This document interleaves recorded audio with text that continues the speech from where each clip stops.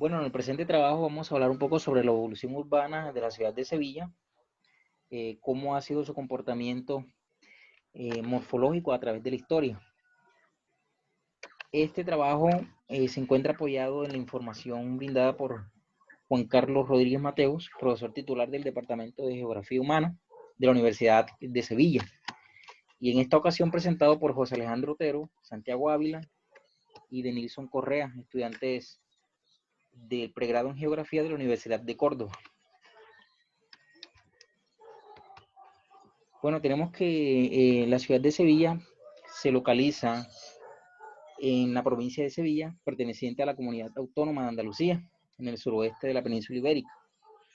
Este municipio cuenta con alrededor de 140.8 kilómetros cuadrados y su casco más antiguo es el más extenso de España y uno de los tres más grandes de toda Europa, junto a los de Venecia y Génova, con 394 kilómetros cuadrados aproximadamente.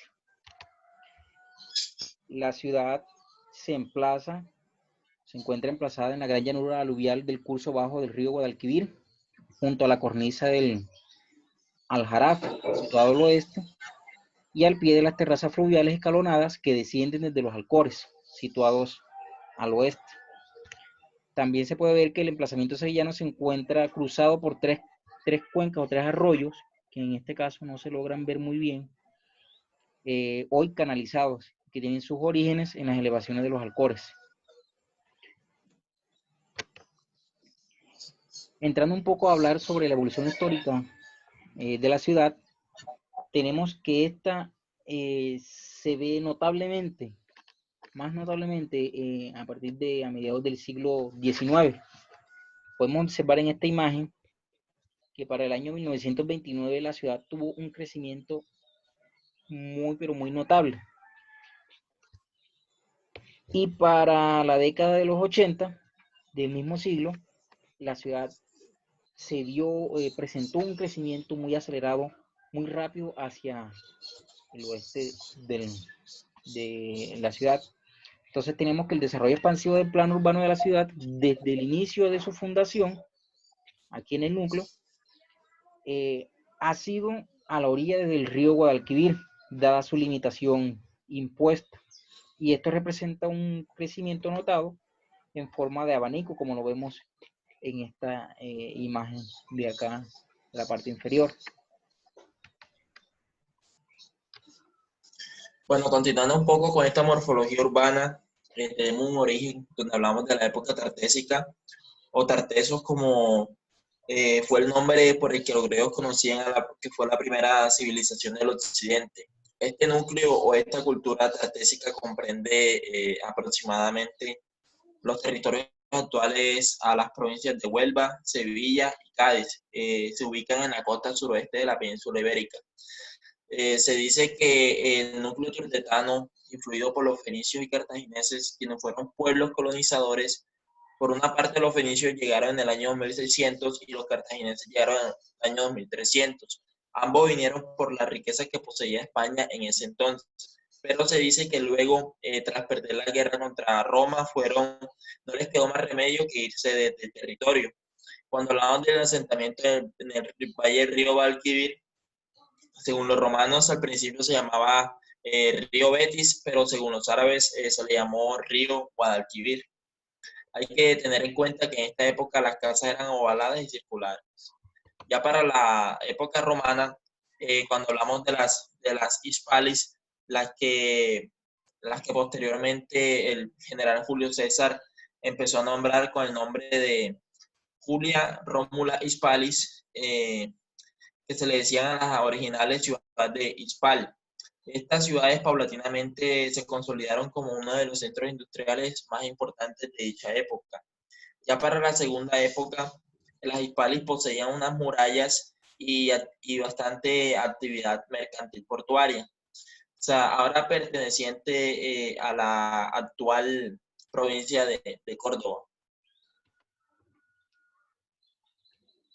Cuando hablamos de las ciudades islámicas de Isbiliyah, con el que los árabes conocían a Sevilla, actualmente, bueno, no actualmente, perdón, es de la capital de los territorios hispanos conquistados durante dichos años, 713 y 716, pero se dice que esa ciudad, o lo que se conocía como Isbilillá en ese tiempo, sufrió un proceso de islamización, en donde se tenía en cuenta que el único Dios era Alá y no había otro Dios más fuera de él. Entonces, en ese tiempo las políticas y leyes se debían cumplir porque era como un proceso de expresión. Ya lo que corresponde al Berreván segundo, quien fue el que fomentó pues, las artes, la agricultura, la industria durante su reinado, cuando se introdujo en su capital andaluz. También introdujo lo que sería el sistema indoárabe, atrayendo también ciudades amuralladas que se defendían pues, de otros territorios que quisieran atacarla. Bueno, para eso de los años 90 y 46 se produce la llegada de los almoribes y los almohades a a la península ibérica. Estos grupos nómadas bereberes del norte de África establecieron en Sevilla una serie de una serie pues de cambios, por decirlo así. Los almorávides implementaron el perímetro clásico de la ciudad de una muralla de alrededor de 7 kilómetros que cuadriplicaba la superficie vieja de la ciudad. Los almohades ampliaron esta muralla al suroeste de la misma y también introdujeron unas infraestructuras hidráulicas de la ciudad, como caños, depósitos, baños y alcantarillados. Bueno, para la ciudad, en la época medieval cristiana, se dio la división de los barrios. Básicamente era donde cada comunidad tenía su propia parroquia y alrededor de ella se acentuaban los barrios. De esa manera fue que se dio esa división. Entonces, los principales parroquias, el barrio judío, Santa Marta la Blanca, la Moreira en torno a la Plaza Cristiano de Burgos y Arrabal de Santa Roque en la Plaza Negra. También hubieron la aparición de grandes gremios. Estos eran comerciantes que se dedicaban a un mismo oficio y estos gremios se dedicaban a la carretería, cestería y húmeros y demás. También hubieron pequeños espacios públicos, eran aquellos espacios que se le abrían a aquellos palacios nobles, por ejemplo en la Plaza de Duque y la Plaza de Ponce de León, donde se realizaron esos pequeños espacios y donde se crearon las pequeñas o las llamadas patines de las damas. Eran pequeños paseos a las afueras de estas con el fin de darle ese pequeño espacio a aquellas comunidades. Bien, en la época de los descubrimientos, en esta época de los descubrimientos, hace referencia a la nueva riqueza que trajo el Nuevo Mundo, enriqueciendo a toda la ciudad. Asimismo, el casco urbano y de Intramuros pues se mantuvo tras la trama de la época medieval, pero solo hubieron pequeños cambios como la aparición de instituciones. Entre ellos estaba la Casa de Contratación, la Casa de la Moneda, la Lonja y nuevos ayuntamientos. Obviamente uno de estos estaba en la Plaza de San Francisco. También la importante actividad portuaria por parte de los barrios ligados que se encontraban ahí gracias al río que cruzaba toda la ciudad era una de las principales actividades. En San Vicente, Santa Ana, Arenal y Triana eran aquellos barrios que se encontraban ligados y que hacían parte de esta actividad portuaria. En el urbanismo ilustrado, que va desde el siglo XVIII a inicios del siglo XIX, la ciudad sufrió grandes transformaciones por la intención del poder político en transformar, en cambiar la morfología de la ciudad. Esto se ve manifestado en las grandes en las grandes edificaciones civiles de gran envergadura que construyeron. En esas tenemos a las edificaciones de uso industrial, como las fábricas de tabaco, Real Fundición de Artillería, y también de uso militar, como el cuartel de Independencia de Puerta de la Carne. Pero esas edificaciones ubicadas extramuros, es decir, fuera el límite de muros que poseía todavía la ciudad, generaron en torno a ellas otro tipo de construcciones, una nueva reordenación que permitió crear nuevas puertas para acceder a la ciudad.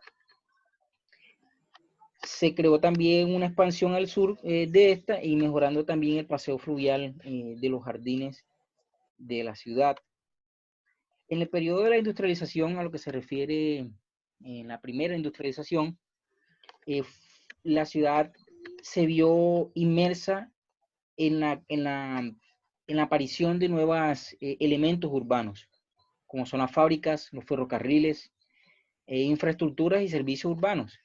Se creó entonces una llamada dicotomía en las áreas urbanas de la ciudad, porque fueron apareciendo zonas de prestigio donde se concentraba el poder político, las comunidades religiosas y grandes grupos sociales como burgueses que tenían mejores condiciones de sanidad y equipamiento.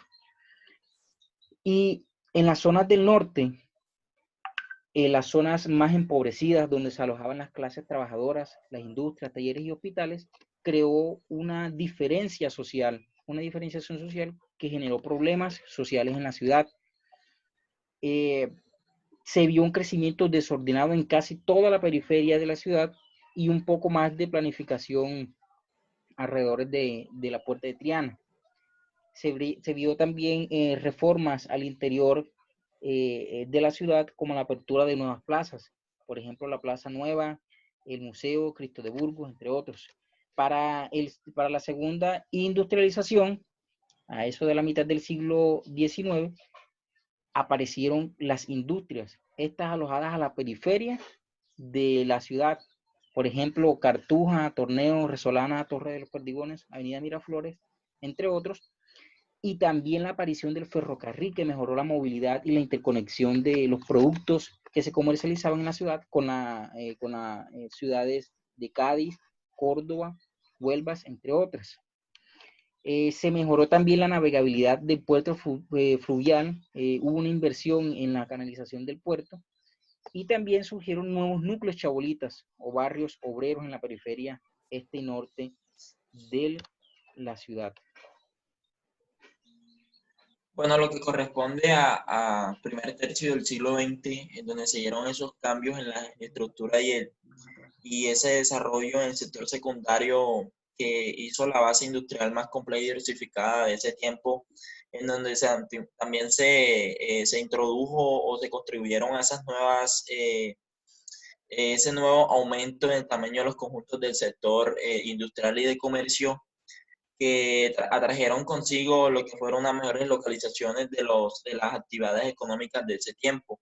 Pero posteriormente también se dio ese fracaso en los proyectos de ensanche planificado por tres principales problemas, que serían la mala planificación, no saber gestionar las expectativas y la falta de comunicación.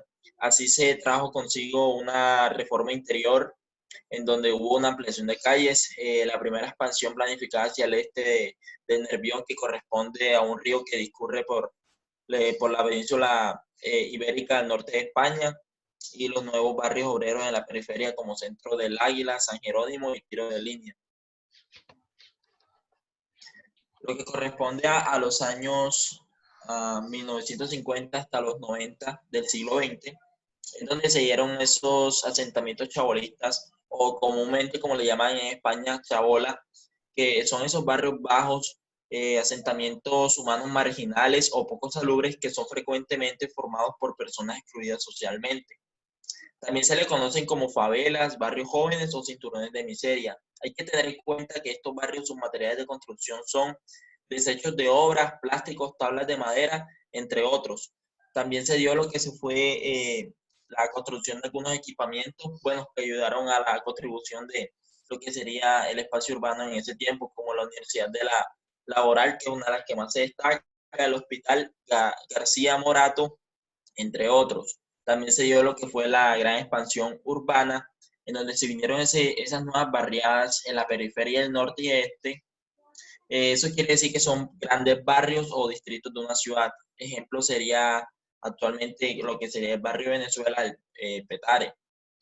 También se dio esa continuación del crecimiento en los años 60 y 70, en donde se dio ese urbanismo especulativo que corresponde a ese periodo donde al ciudadano que seguramente quería aportar su grano de arroz, o sea, su idea, no se le tenía en cuenta, se le tenía más en cuenta a la persona que era más adinerada en ese tiempo y por eso ese tiempo se considera como uno de los de mayor desigualdad de ese entonces. Por último, los barrios burgueses que corresponden a los barrios donde viven los más ricos, en donde esos eran los que tenían los privilegios en ese tiempo, sus materiales eran mejores para la construcción, como tenemos el caso del hormigón.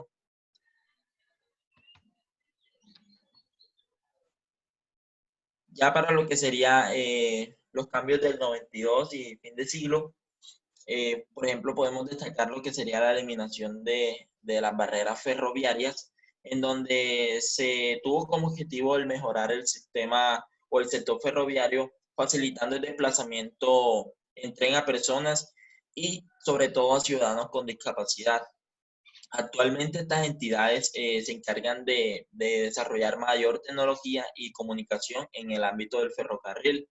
Ya lo que corresponde a la gran expansión urbana, donde podemos destacar lo que sería el BPO, que significa la vivienda de protección oficial, es donde es un tipo de vivienda que se promovió por la administración pública española.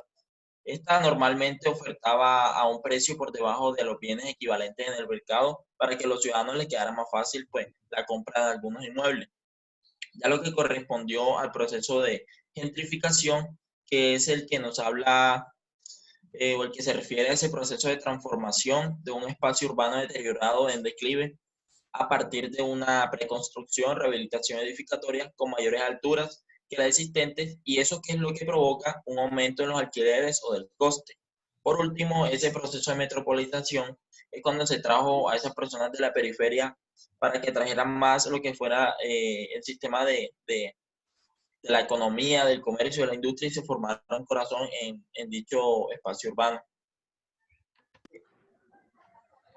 Bien, el plano de Sevilla, pues hay que tener en cuenta que el crecimiento urbano de este conlleva al uso de diferentes tipos de planos en la ciudad, lo cual nos permite apreciar las diferentes fases de su expansión.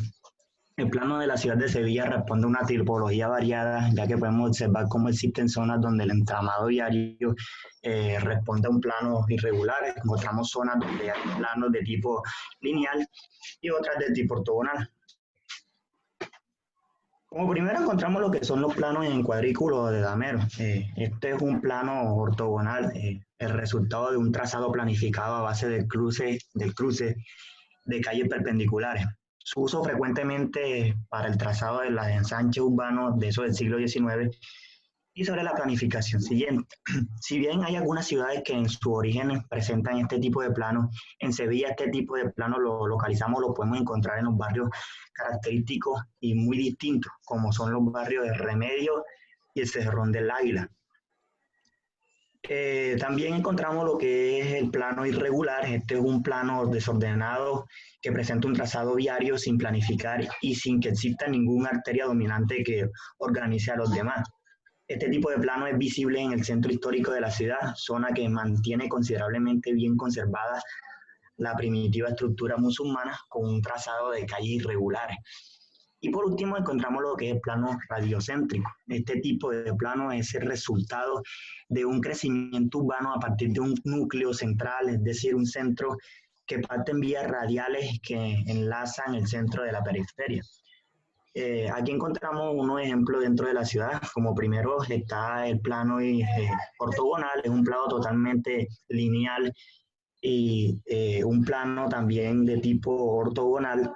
Y encontramos lo que es el plano irregular, es un plano totalmente desordenado, sin una planificación, y es difícil poder distinguir aquellos tamaños que tienen dicha calle. Y por último, lo que es el plano radioconcéntrico, que es el plano del círculo negro, el grande, que este básicamente se basa desde un centro, una arteria central, de esta misma parte en las diferentes vías radiales que enlazan con el centro de la periferia. Los usos del suelo de Sevilla están conformados de la siguiente forma.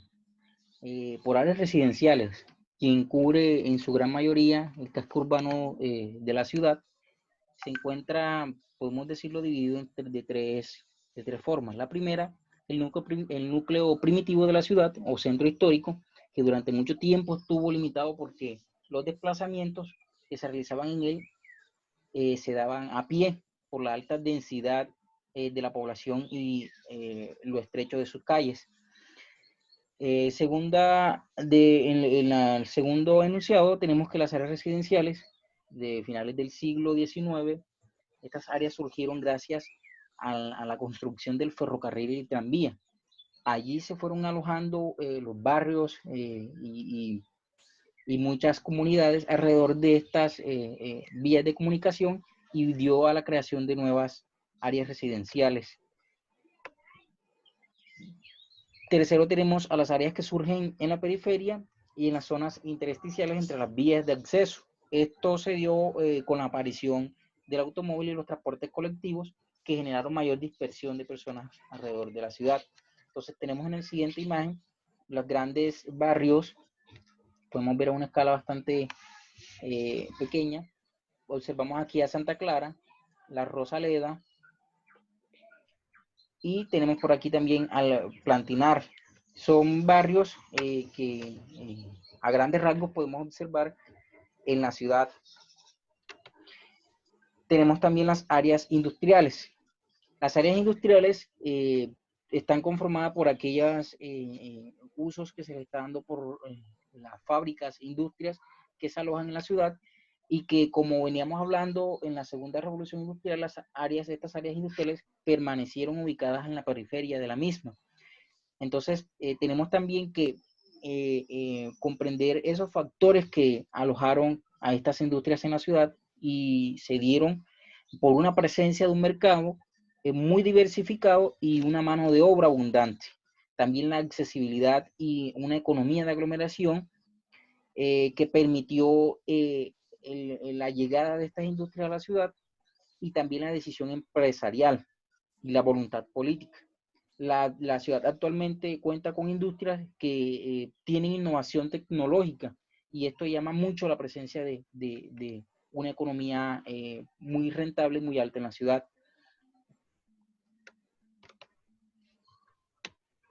Continuando con el tema de los usos del suelo en la ciudad de Sevilla, tenemos en cuenta nos enfocamos en este Plan General de Ordenación Urbanística, en donde se gestionó los intereses de los ciudadanos en el ámbito de promover esas competencias para tener así actividades y prestar servicios públicos que contribuyeran a las necesidades y aspiraciones de la comunidad. Es decir, que se tuvieron objetivos como, por ejemplo, la creación y mejora y mantenimiento de parques, jardines y espacios públicos. También otro muy importante fue el fomento de una movilidad urbana sostenible, lo que serían la limpieza y mantenimiento de las vías de acceso. Es así que también se tuvo en cuenta la creación de nuevos equipamientos educativos, como por ejemplo las facultades universitarias como la Universidad de Sevilla, la Universidad Internacional de Andalucía y por supuesto la Ferdinand University.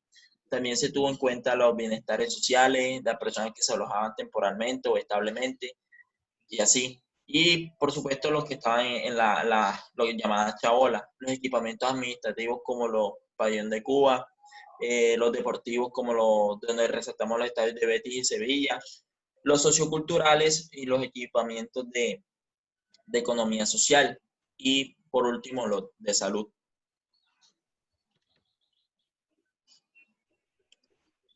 Ya por último, estos servicios públicos representados en dicho mapa gráfico, podemos encontrar con los colores amarillo esos equipamientos y servicios públicos que se ubicaban a las periferias de la ciudad. Ya con este color más o menos verde, podemos ver lo que serían los espacios recreativos de las personas. También estos servicios públicos encontramos los que vemos a la derecha del mapa, el mantenimiento y limpieza de la ciudad, seguridad y protección ciudadana, abastecimiento alimentario, recintos feriales y de congreso, defensa de justicia y, por último, servicios funerarios. El gasto de uso del suelo en la ciudad a través de la historia se ha visto muy notablemente desde un principio en el casco antiguo de la ciudad. Tenemos que para el año 1918 al 60, en color rojo, podemos notar que la ciudad presentó un mayor consumo de uso del suelo. Puede ser debido a la llegada de nuevas industrias y ocupamientos residenciales. De el 60 al 2001 se vio una gran aparición de la expansión urbana en creaciones de edificaciones para diferentes tipos de uso, y la ciudad vio un mayor gasto o ocupamiento del suelo en las periferias y también en los espacios que no habían sido ocupados dentro del casco urbano. En el presente mapa podemos observar, en este presente plano podemos observar el uso actual del suelo de la ciudad de Sevilla, que tiene alrededor de 4.091.204 hectáreas, y de suelo urbano solo ocupa 19.548 hectáreas, consolidadas 15.145 hectáreas, y urbanizables en la parte sectorizada serían 11.180 hectáreas. Para uso residencial la ciudad ocupa 18.255 hectáreas, estos colores un poco más claros que podemos observar aquí. En la economía terciaria tenemos que son 857 hectáreas,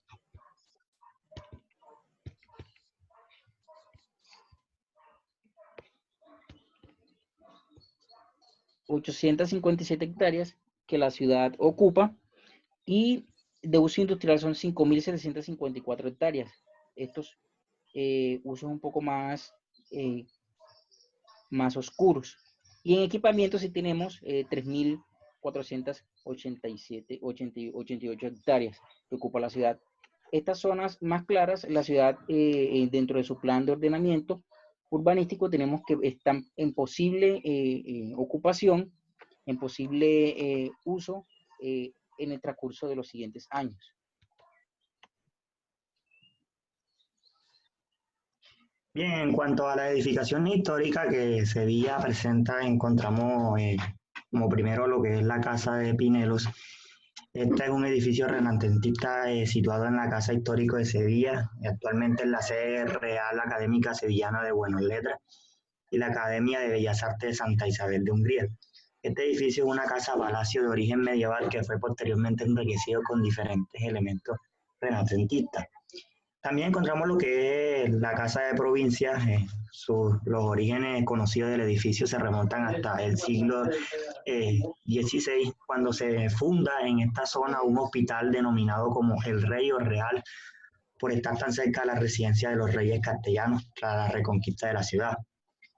El pasado del tiempo determinó por dejar sin uso al hospital fue retomado como un hospital de la ciudad. Entonces, estos edificios cuentan con esas funciones. También encontramos lo que es la Casa de las Sirenas, la conocida Casa de las Sirenas, que es un edificio más llamativo de cuanto se pueden contemplar en la ciudad. El edificio toma como modelo la arquitectura histórica francesa, con techos abuhardillados, recubiertos de oscura teja, grandes ventanas y decorados con motivos naturales. También encontramos lo que es el Palacio Arzobispal.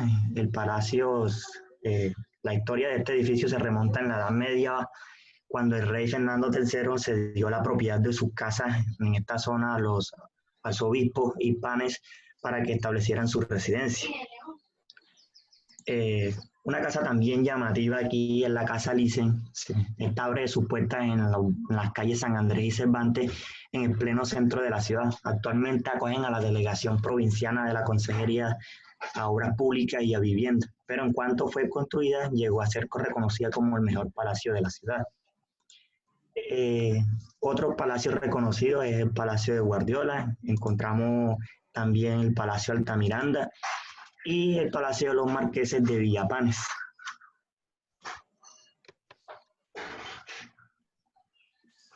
En cuanto a sus edificaciones modernas, una de sus principales edificaciones que tiene Sevilla actualmente es la Plaza de España. Este es un grupo de obras arquitectura que está situado en el Parque de María la Luisa, en la ciudad de Sevilla. Fue construida por el arquitecto Aníbal en el año 1914 a 1929 como la edificación primordial y de mayor extensión. Otra también principal es la Torre Triana, el cual está situada en la isla de la Cártula. Es un edificio administrativo de la Junta de Andalucía y se construyó en el año 1993. Esta es una zona administrativa pública de educación y turismo y alrededor tiene unos 2.000 a 2.500 funcionarios. También encontramos la estación Santa Justa, un gran, por decirlo así, avance de la ciudad, porque le dio el cambio del férreo a vapor a una estación de un metro eléctrico, el cual mejora el medio ambiente de la ciudad. El Estadio Olímpico, la Torre Tower y una serie de edificios más, el cual son muy llamativos dentro de la ciudad. En cuanto a la situación de Sevilla, pues el prestigio de ranking mundial considera a Sevilla entre las cuartas ciudades mejor inteligente y sostenible que tiene. Esto es gracias a todas sus dinámicas de desarrollo que ha logrado alcanzar esto. La movilidad y transporte como una de las principales, y está en el capítulo donde Sevilla se sale mejor parada, pese a la ausencia de una red de metro, se requiere que a las ciudades que se les facilite el desplazamiento a toda su población. La cohesión social, el cual está en el segundo mejor valorado en Sevilla, indica el nivel de convivencia de los grupos de personas con rentas, culturas, edades y diferentes profesiones. También encontramos lo que es la planificación urbana, está en el tercer rango mejor valorado en Sevilla, y este estudia la habitabilidad de la ciudad, sus planes locales, zonas verdes, espacios de uso público, buenas conexiones, servicios públicos, entre otros. El medio ambiente, el cual aparece como la cuarta mejor parada de Sevilla, y este se analiza desde el punto de vista sostenible, es decir, si la ciudad cumple con planes de anticontaminación, si los apoya a los edificios ecológicos, si hay energías alternativas, una gestión eficaz en el agua y los residuos, en fin. Y como por último encontramos lo que es la economía y la gobernanza. En Sevilla la economía es la quinta mejor valorada de las áreas analizadas, y esta incluye todos los aspectos que promueven el desarrollo económico de un territorio. La gobernanza de Sevilla, como el sexto lugar mejor valorado, designa la eficacia, la calidad y la buena orientación de la administración de Sevilla. Como mi compañero lo decía anteriormente, el primer lugar lo ocupa Sevilla en movilidad y transporte. La ciudad cuenta con una excelente comunicación vial con las ciudades de Mérida, Córdoba, Málaga y Cádiz. Hay que tener en cuenta que no solo la red vial de la ciudad está en excelente estado, también contamos con la red de metro que comunica también estas otras ciudades y que está muy bien valorada. La ciudad de Sevilla se posiciona y proyecta el futuro como una de las ciudades que seguirá mejorando su sistema vial y la interconectividad con estas ciudades, que ha mejorado también significativamente a la economía sevillana, no desconociendo también su red fluvial, que cuenta dentro de todos estos puntos a favor de la red de movilidad de la ciudad.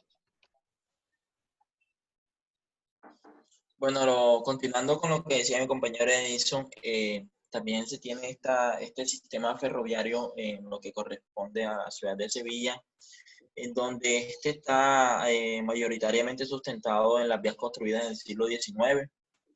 Estas se enfocan al transporte de pasajeros y mercancías a larga distancia.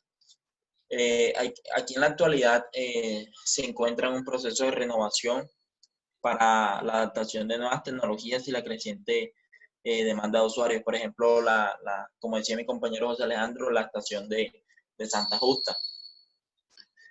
También hay que tener en cuenta que esta ciudad ha tenido que soportar, y se puede decir que hasta fecha reciente, esta existencia de las instalaciones ferroviarias porque han dificultado pues notablemente su expansión urbana.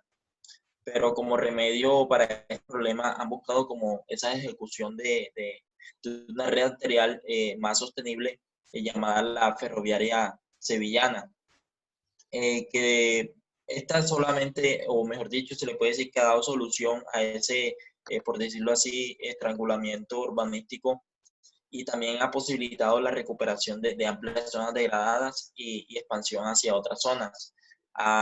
Podemos destacar esas vías que conducen hacia el sur, por ejemplo, a Cádiz, a San Jerónimo, a Córdoba, a Huelva. Entonces también podemos ver que la primera creada fue la que va hacia Córdoba, que fue en el año 1859, ya por sí fue la de Cádiz, que fue en el año 1856, y así, etcétera. Espero que les haya servido la información. Damos gracias a ustedes por prestar atención.